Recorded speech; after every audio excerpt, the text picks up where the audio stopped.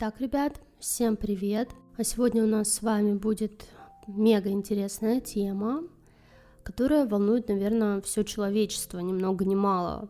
И здесь я не утрирую, даже не сочиняю, потому что это тема, над которой ходит очень много слухов, рассуждений, постоянно ее пытаются смотреть на картах, что-то вспоминать.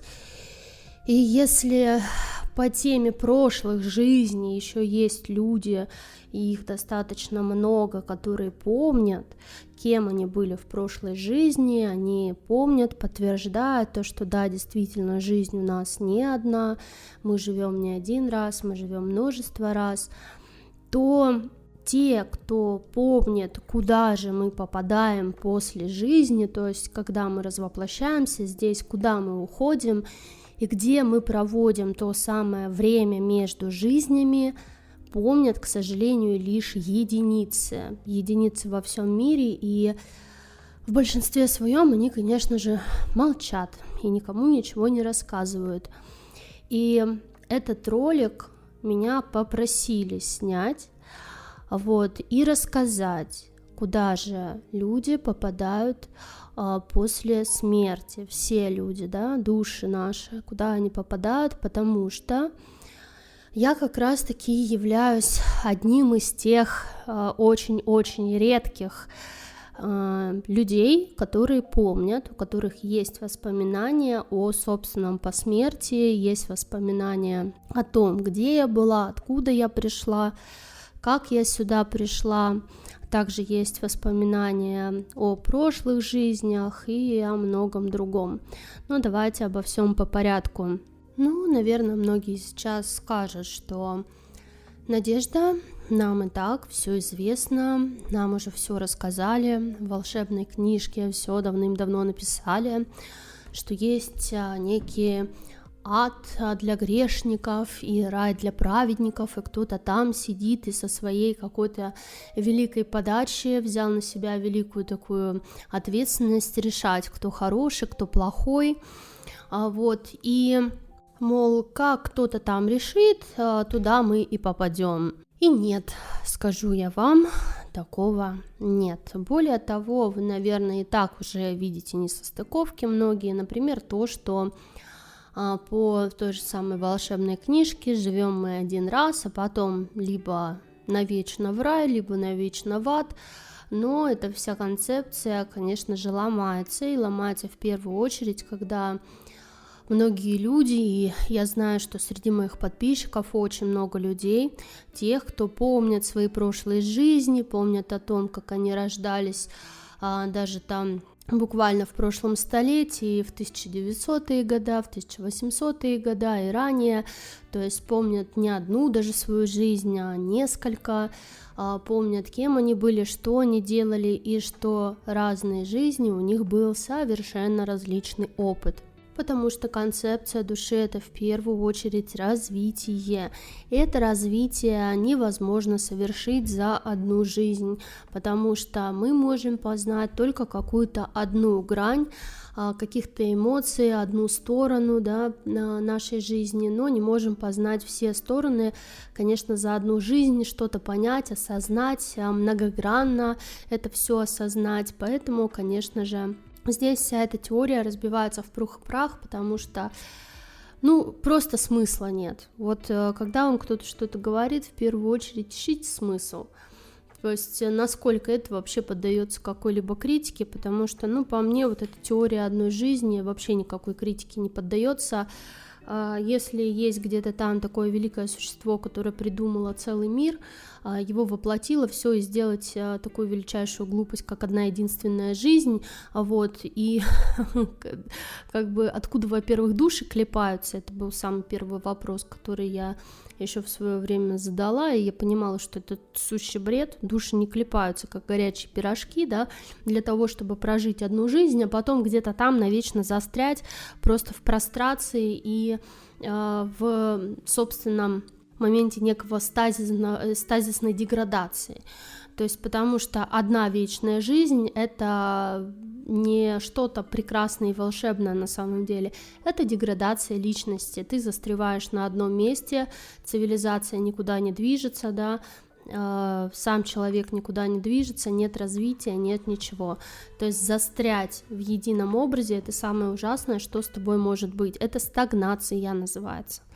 То есть мы знаем, что такое стагнация, мы знаем примеры здесь, на Земле в том числе, что такое стагнация экономики, что такое стагнация жизни вообще, да, человека и так далее. И знаем, что в этом ничего хорошего нет, так почему же мы в плане своей вечной жизни рассматриваем стагнацию как нечто прекрасное? То есть это не выдерживает никакой критики. Ну да ладно, это немножко философия, давайте ближе к делу.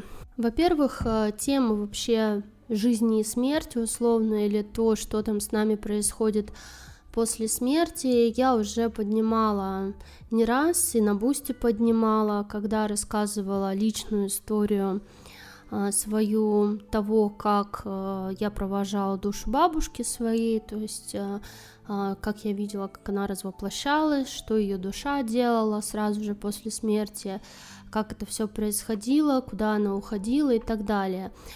Также я там, кстати, рассматриваю вот эти вот тексты из волшебной книжки сейчас очень активно, для того, чтобы дать людям многим возможность пересмотреть, да, свежим взглядом, так скажем, на многие интересные вещи. Там скрываются очень большие обманы, перевертыши, глобальный обман человечества, в том числе в этой книжке. Ну, мы и так знаем, да, что нас очень хорошо здесь обманывают. И в том числе, допустим, вот этот вот прекрасный образ стагнации, да, и вот этого вот неразвития в виде вечной прекрасной жизни, это не более и не менее как просто инструмент управления человеком. Потому что если люди узнают о том, что их ждет там после смерти, на самом деле управлять ими станет практически невозможно. Поэтому как бы это все, наверное, пытаются скрыть, и более того, даже те самые религии, которые сохранили некий вообще прецедент реинкарнации, той или иной, да, и нам говорят о том, что есть там жизни, ты можешь в этой жизни вот быть тем-то, в следующей жизни другим-то и так далее. Даже там есть некий момент искореженности этого всего, потому что оно подразумевает именно даже не стагнацию, а деградацию, то есть когда некий элемент запугивания, опять же контроля применяется к людям и прочего, например, что если ты будешь себя плохо вести, то в следующей жизни ты будешь не человеком там, а каким-нибудь сверчком, каким-нибудь паучком там, я не знаю, змеей, собакой и так далее. То есть я таких тоже историй много слышала, когда была в том же самом Таиланде. Я, кстати, на Бусте тоже выкладывала по Таиланду, по фрескам. Там очень много на фресках того, как нас захватили. Вообще там прям план захвата на этих фресках. Везде это все нарисовано. Вообще там тоже черномагия, вот это вот просто жесть, сколько черномагичных ритуалов всего наделано. Ну ладно. Если кому-то интересно, зайдите, посмотрите. Так вот, там тоже вот это вот все, элементы контроля прослеживаются, и я разбивала все эти мифы о том, что человек не станет собакой после жизни, да, следующей жизни, потому что эта душа уже переросла. Я в солнечном клубе об этом очень много говорила, очень четко рассказывала по теме эволюции души. И, кстати, на канале Ютуба тоже есть эти ролики по эволюции души, что как душа эволюционирует и что обратной деградации в эволюции души нет. В плане деградации такой, что сегодня он был человеком, а завтра он станет коровой. Такого нет. Потому что, да, вот до элементарнейшего тело собаки или кошки не рассчитано на то, чтобы в себе быть сосудом, да, в себе содержать вибрации, высоковибрационные души, которая уже доросла до такого уровня, как человек, условно, хотя это не уровень, да, человек, это биологическая оболочка, которая тоже была придумана вот конкретно для душ определенного порядка, то есть определенной плотности, для того, чтобы они могли в этой оболочке свой потенциал развивать, свой потенциал в пространство выплескивать. Точно так же кошка и собачка — это биооболочка для того, чтобы души маленькие, только малышки, могли свой потенциал реализовать в нашем пространстве. Поэтому обменяться с ними телами завтра-послезавтра мы не сможем. Более того, если касаться темы загробной жизни, то даже канцелярии, а я называю то, куда мы попадаем после смерти, именно канцелярией, мне не идет слово ад, рай, нету там такого, ребята. Вот, наверное, первое, что я хочу озвучить, такого разбивающего все эти мифы, все эти представления о всяких преисподних там и прочее, хотя есть нюансы, и я могу о них рассказать, про нижние миры, куда действительно души могут затягивать после смерти и все, но это не правило, это исключение. То есть всего одно место на самом деле, куда мы отправляемся после смерти, и я называю это место канцелярия. Это отдельное пространство, которое находится, да, действительно наверху. Более того, оно находится над куполом. Многие ребята, кто более-менее как-то что-то помнит и не помнит, может быть, конкретно свое посмертие, но примерно представляет, где оно находится, говорят, что это находится около настоящего солнца, что после смерти мы летим наверх и летим выше купола. На самом деле так и есть, то есть мы взлетаем выше купола, мы взлетаем там, где вот этот вот купол, кто не знает, посмотрите, да, что это такое, который закрывает нашу параллель, наш мир, за ним ничего не видно, то есть мы оказываемся выше, и там находится пространство определенное, которое тоже как идет, ну, скорее всего, как пространственный карман, как отдельное пространство в нашем мире многогранном, а у нас мир — это не единая параллель, да, это много параллелей, и здесь наш мир, который мы называем планета Земля, на самом деле одна из параллелей сложного мироздания, то есть сложного мира. То, что называют подземными мирами и так далее и тому подобное, это все идет к отсылка к параллелям. Более того, даже на всех вот этих фресках, которые нарисованы и прочее, как вот эти врата в другие миры, это на самом деле двери в параллели, потому что если смотреть на том же самом тонком, то переходы между одним пространствами, да, одним пространством и другим действительно выглядят как двери. Так вот, вернемся все-таки к изначальному, куда же мы попадаем. Попадаем мы в единое пространство, в котором нет понимания того, что ты грешник, плохой, ужасный, все, вали сейчас на вечные мучения, мы обрекаем тебя, пошел отсюда пинком, да, и так далее. И нет такого, что вот Эдемский сад, где ты будешь есть вечно яблоки там и так далее. Такого тоже нет. То есть это единое пространство, где души после жизни проходят, ну, скажем так, небольшой момент реабилитации, покоя, то есть где можно отдохнуть, а потом с новыми силами обратно идти на воплощение. Более того, там никто не говорит о том, что вот ты, Васечка, прожил хорошую жизнь, а вот ты, Петечка, прожил плохую, Васечка хороший, Петечка плохой. Никто так не говорит, потому что на самом деле нет хорошего и плохого опыта. Есть слово опыт. Опыт не может быть хорошим или плохим. Опыт — это опыт, который дает знание.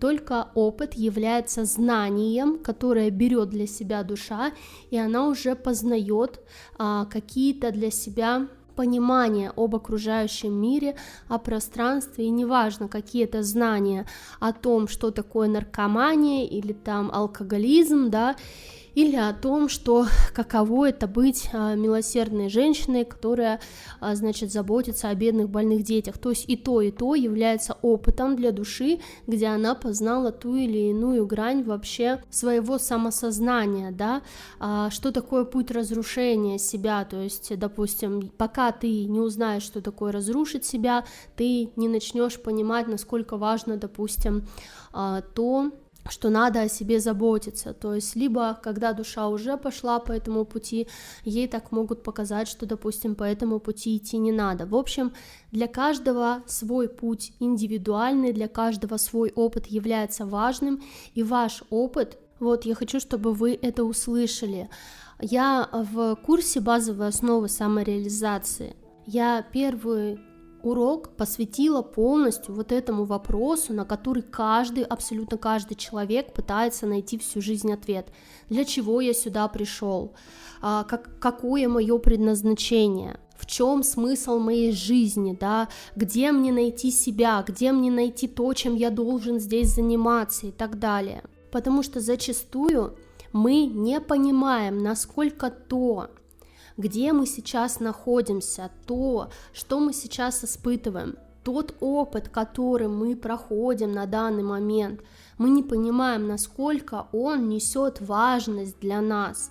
То есть мы не принимаем опыт, который мы приходим, мы не принимаем себя, мы не принимаем свою душу, и мы, как ни странно и как бы больно это ни звучало, не принимаем цель своего здесь пребывания, мы не принимаем вообще абсолютно собственную миссию души, да, там, и так далее.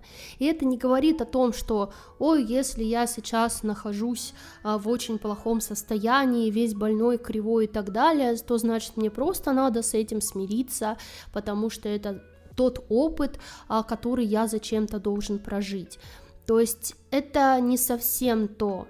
Это говорит о том, что в первую очередь мы должны понять, а почему я здесь и что я должен осознать для того, чтобы со мной это не происходило. Это называется то, когда мы меняем временные линии.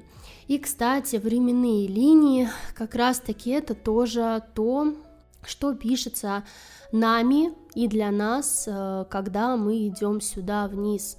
И это пишется до нашей жизни еще, до того, как мы здесь воплощаемся. Составляется это не просто кем-то там, прописывается нам судьба, как нам это говорят, нет, это все прописывается нами, с нашим участием, мы продумываем, куда мы хотим прийти, что мы хотим сделать, что мы хотим здесь реализовать, какой опыт мы хотим в этом мире получить и прочее. Это все решаем только мы.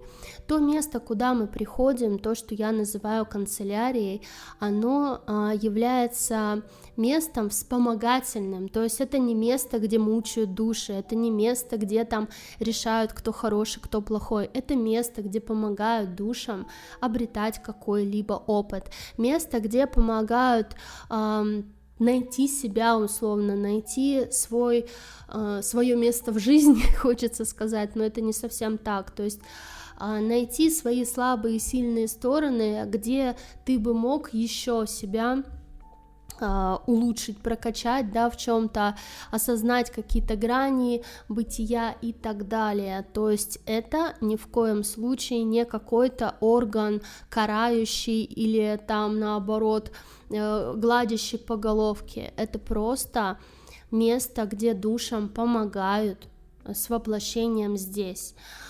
Также я очень много рассказывала на самом деле про канцелярию уже на канале, у меня есть видео, кстати, кому интересно, посмотрите. Видео называется «Как воплощаются души. Структура небесной канцелярии».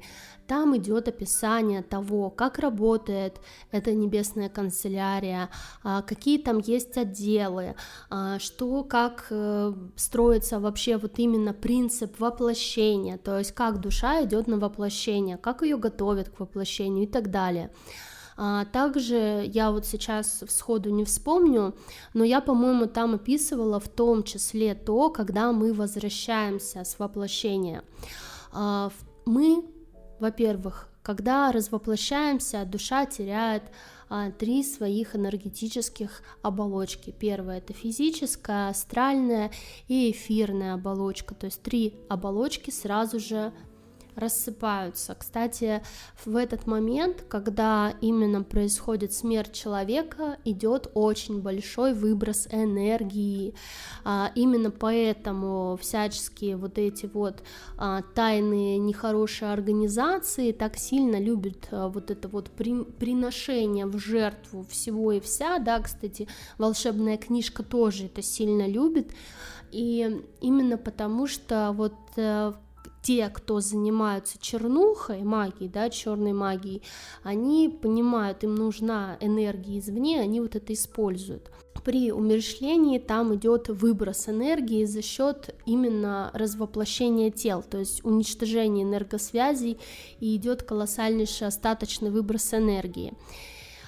И смотрите, далее душа развоплощается, остаются только тела более тонких мерностей. Далее наша душа еще может чуть-чуть походить здесь. И, кстати, напишите, если вам интересно, как бы все вот эти моменты. Я знаю, что после смерти делают всякие ритуалы, проходят, есть вот эта вот ритуальщина, связанная там что-то 7 дней, 9 дней, 40 дней и так далее. Вот если вам интересно, я на это сниму ролик, тоже расскажу, как я видела развоплощение душ, то есть я видела, у меня и родственники уходили, да, и вообще вот видела, что души уходят, и как они уходят, то есть конкретно, да, то есть правда ли, что они там ходят неделю и так далее. Если вам это интересно, напишите в комментариях, я сниму об этом ролик.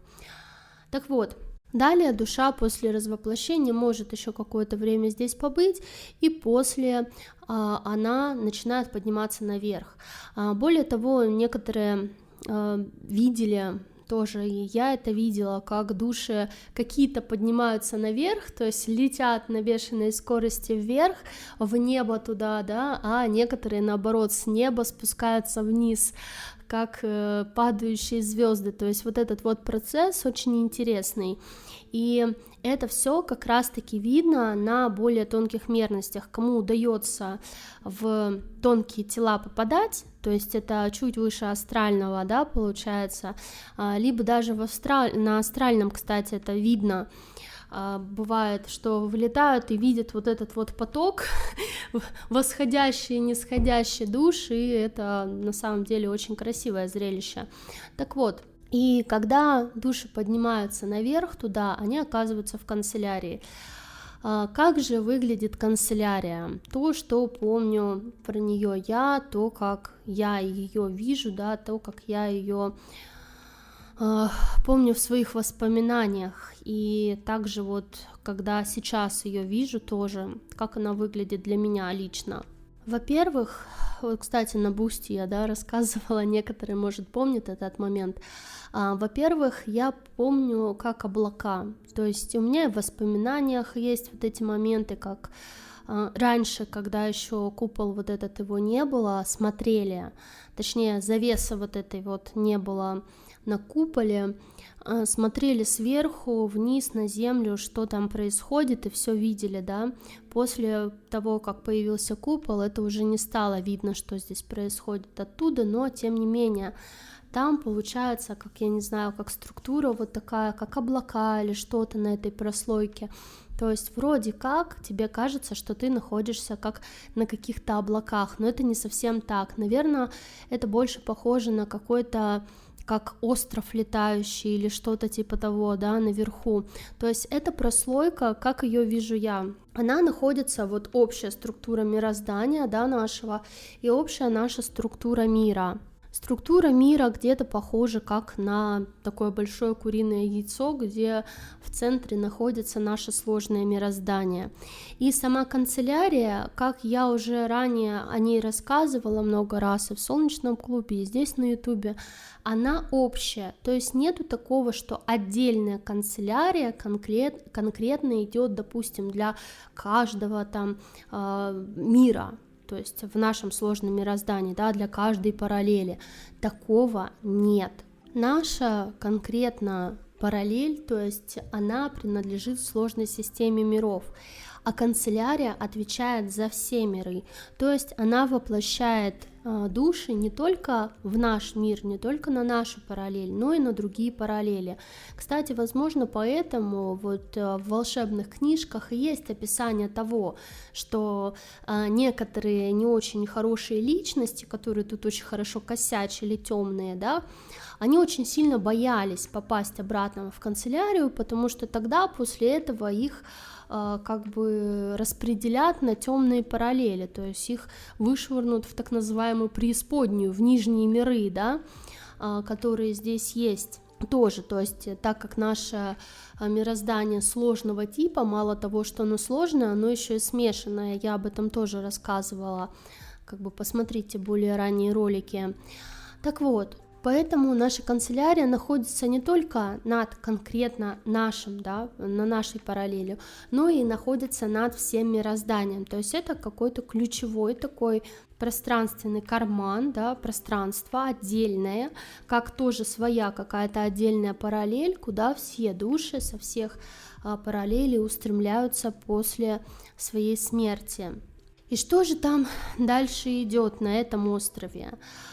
Там есть, да, что-то типа того, как описано в волшебной книжке, о том, что есть какие-то райский сад, да, некий там или что-то такое, да, есть деревья, есть природа, то есть это я тоже помню, холмы, то есть озеро, какая-то вода большая там была, то есть какие-то места для прогулок, растительность, это все присутствует.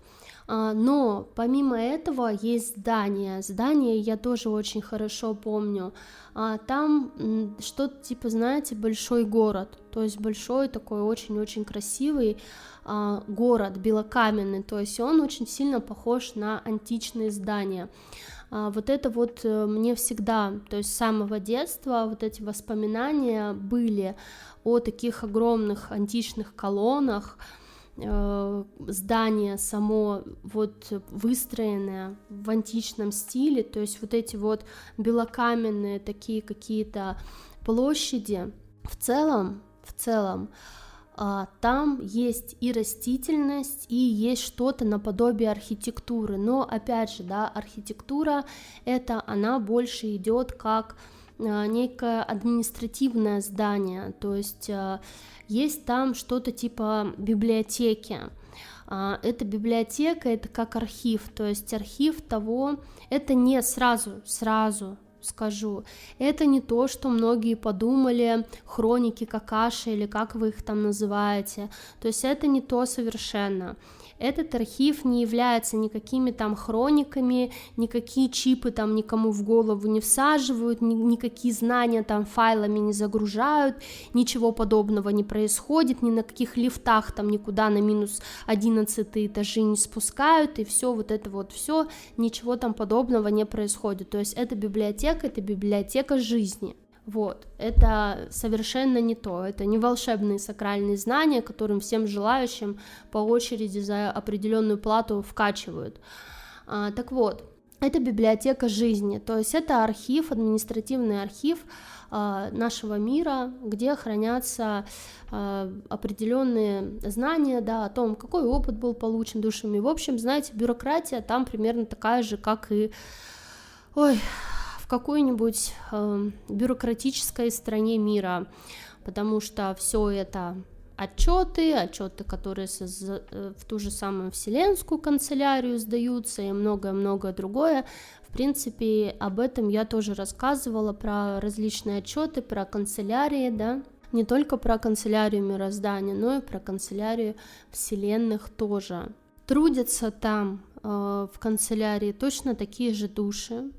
Я уже не раз, кстати, говорила о том, что кто такие и ангелы-хранители, и что за души работают в той же самой канцелярии и прочее. Это не какие-то волшебные ангелы с крылышками, это не какие-то волшебные создания, которые тут сидят надзорщиками над нами, смертными, там, ужасными созданиями, тупыми и глупыми. Ничего подобного. Работают в той же самой канцелярии те же самые души, которые тоже приходят сюда на воплощение точно так же относятся ко всем остальным в полном моменте равенства. И единственное, что души, которые работают в канцелярии, они, как правило, души высокого порядка. То есть, допустим, в детский садик ходят дети, а следят за ними воспитатели. То есть и то, как они следят, они же не считаются погонщиками рабов, да, они же считаются все-таки взрослыми, которые присматривают за детьми. В канцелярии то же самое. То есть там работают взрослые, которые несут ответственность за более маленькие души, которые у них находятся на попечении, то есть которые им доверили свою жизнь и свои вообще внутренние вот эти вот все моменты, связанные с опытом, да, с взрослением, то есть они доверяют им собственное обучение в том числе. И, кстати, тут недавно в Солнечном клубе тоже вот обсуждали момент плотностей, мне все-таки задали тему 7-8 плотность, потому что на ютубе так особо никто темой плотностей не заинтересовался, но знаю, что есть люди, которым это интересно. Вот, я в Солнечном клубе недавно эту тему рассмотрела на стриме, и там как раз-таки я рассказывала о том, что те души, которые живут и работают в канцелярии, они в том числе оценивают риски, допустим, не каждая душа, которая захочет сюда прийти на воплощение в наш мир, скажет: ой, да, давай, без проблем, такого не будет, то есть будут оценивать риски, готова ли эта душа, есть ли у нее опыт такой, который позволит ей здесь нормально провести жизнь, получить какой-то опыт и не заработать при этом какую-то гипертравму. И да, гипертравмы на уровне души такие тоже бывают. Вот, с ними потом очень тяжело, потому что нужно будет какой-то реабилитационный опыт для того, чтобы эту травму проработать и так далее. То есть пережить ее достаточно очень тяжело, а если это еще и душа-малышка, то это втройне тяжелее такую травму отработать. Поэтому такие моменты учитываются, и то есть те люди очень часто, особенно в начале там 2020-го я слышала то, что ой, нет, нас сюда посылают на убой и так далее, ну не совсем так, потому что отслеживают и на убой сюда точно никого не присылали, то есть душа сама, во-первых, оценивала риски, когда шла на воплощение сюда, а во-вторых, еще и в канцелярии оценивали ее опыт, сможет, не сможет она, удастся ей, не удастся, да, пройти эту жизнь без какого-то глубокого, опять же, травмирующего опыта, не то чтобы на уровне сознания, а именно на уровне души, это немножко разные вещи. Потому что зачастую мы здесь очень много эмоций, которые мы испытываем, да, испытываем под влиянием подключек тех же самых, то есть это эмоции, которые навязанные нам, которые на самом деле принадлежат не нам, то есть принадлежат энергетическим сущностям, которые нам их посылают и при помощи этих программ просто выкачивают с нас энергию. У меня на канале есть очень много информации по этой теме, как избавляться от этих сущностей, это ранние видео ищите, вводное видео по отключению подключек, также курс есть на Дзен-классе по этой теме, поэтому очень много информации, как бы черпайте. Ранние видео все практически посвящены теме отключения подключек. Так вот, и то, когда мы развоплощаемся, скидываем вот эти вот тела тонкие, то подключки тоже отваливаются, потому что в большинстве своем подключки подцепляются как раз к эфирному телу и к астральному, поэтому мы уходим туда абсолютно чистенькие, свеженькие и без всяких подключений, то есть вот эти астральные паразиты отваливаются после развоплощения, и как бы душа все равно оценивает, и она понимает, у нее опыт просто ни одного, ни двух воплощений, у нее там 1000 воплощений, да, сотни, там 1000 воплощений, естественно, она понимает вот эти навязанные эмоции, она их не принимает в глубокую какую-то травму, да, для проработки, но бывает такое, что душа переживает какой-то очень-очень болезненный опыт, ну, это какие-то должны быть прям сверх, то есть сверх что-то, это сверх травма, то есть потеря какого-то близкого, вот очень многие травмы, я тоже об этом рассказывала, были нанесены душам, когда спускались с истинными парами. Темные вцепляли истинные пары, специально убивали там, да, очень тяжело это все было. Различные наносили травмы, все для того, чтобы вот именно покалечить вот эти пары. Об этом тоже я в солнечном клубе рассказывала, и также рассказывала, что сейчас истинные пары не рождаются, не воплощаются вместе. То есть в одной жизни истинные пары не рождаются. Если истинная пара и воплощается, то только в виде человека воплощенного и его ангела-хранителя. Поэтому вот эта вот тема с раздуванием того, что вот этот моя истинная пара, вот это моя истинная пара и так далее, нет, не путайте горячее с холодным. Все-таки если вы испытываете какие-то эмоции положительные вот к какой-то душе, это еще не значит, что она ваша истинная пара. Более того, больше всего меня сейчас поражает, что очень многие жертвы в открыто абьюзивных отношениях начинают говорить о том, что абьюзер является их истинной парой, которую вот они любят, обожают, должны спасти или что-то такое, что насилие — это проявление большой великой любви. В общем, задумайтесь, да, если пара действительно истинная, там нет никаких или, но, если в такой паре не бывает какой-то боли, страданий, еще чего-то на ровном месте, они не расстаются, у них нет просто вот из-за каких-то, я не знаю, кружек там, ложек и так далее, ссор и прочего. То есть истинная пара — это что-то такое, это настолько глубокое, что там связь на уровне души, и связь достаточно очень-очень тесная и близкая, и путать с этим абьюз, ну, вообще, в принципе, не стоит. И, кстати, такие решения как раз о том, чтобы не воплощать вместе, да, вот истинные пары для того, чтобы вот эти гипертравмы не наносились душам и так далее, это тоже все принимались решения на уровне канцелярии, то есть канцелярия по максимуму все вот выстраивает так, чтобы для души подстелить больше мягкой соломки для того, чтобы у нее как можно более продуктивно здесь произошли изменения, опыт, да, трансформация души и так далее. И, конечно же, наша трансформация не происходит, сидя где-то там в позе лотоса верхом на радуге. Наша трансформация происходит путем того, что мы созидаем, творим, реализуем здесь свой потенциал, живем, чему-то учимся, испытываем эмоции, радость, как бы счастье, да, где-то праведный гнев, где-то еще что-то, отстаиваем свои личные границы и прочее, прочее. То есть обучение идет именно так. Обучение не происходит в позе лотоса верхом на радуге.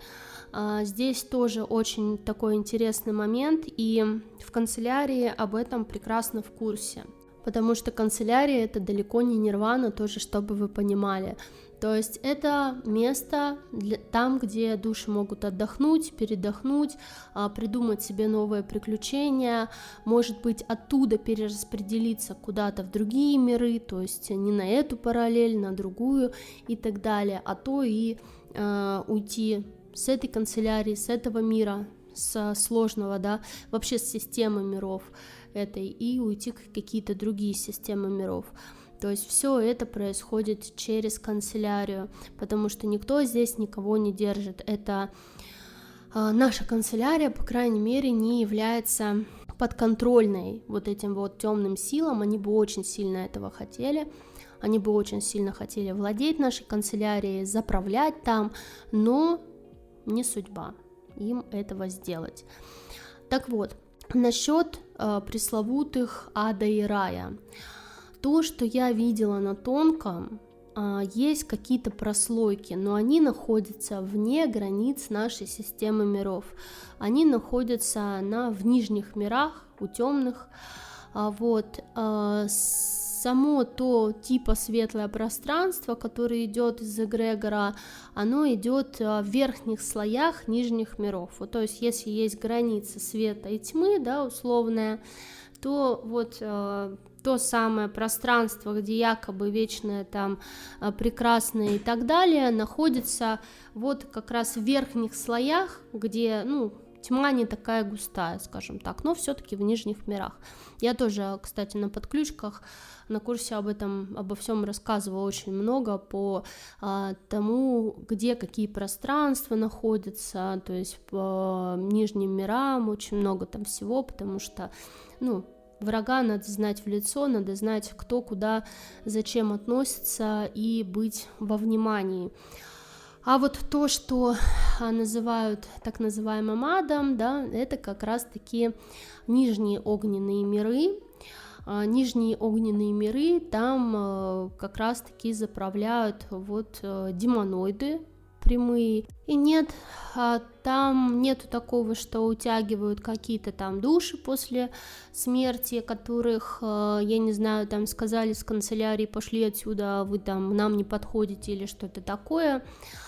Туда, как правило, душа сама соглашается здесь, то есть если вы давно смотрите мой канал, знаете, что есть такое понятие, как контракты, которые люди сами при жизни заключают с этими нижними мирами и соглашаются на то, что часть их души, часть их сознания можно забрать навеки вечные как раз-таки в этот пресловутый типа ад за что-то там, что они сами посчитают таким. То есть то, что я вам хочу сказать, как вывод из этого всего, и вообще то, что я знала всегда о том, кто мы, зачем мы, куда мы идем, и больше того, что кто же на самом деле, такой самый, наверное, вопрос, кто же может нас наказать, у кого же есть такая великая власть над нами, решать нашу судьбу, решать то, куда нам идти, да, в какие миры мы попадем, в ад, в рай, там, в канцелярию,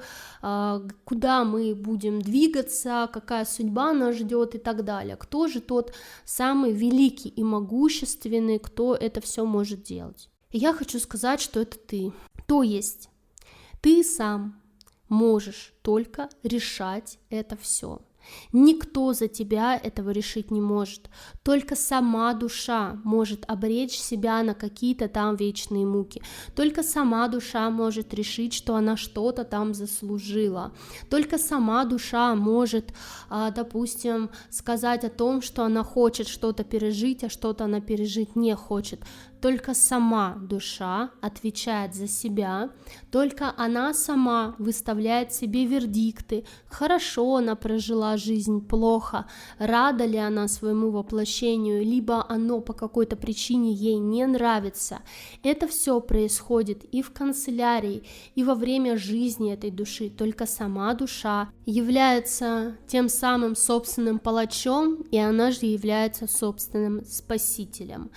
Поэтому, ребята, не соглашайтесь на какие-либо контракты, которые вам подпихивают, потому что вы можете согласиться с тем, что да, я такой плохой, да, я там где-то что-то нарушил, и да, теперь за это кто-то там меня куда-то может уволочь. Но это только вы примете это решение.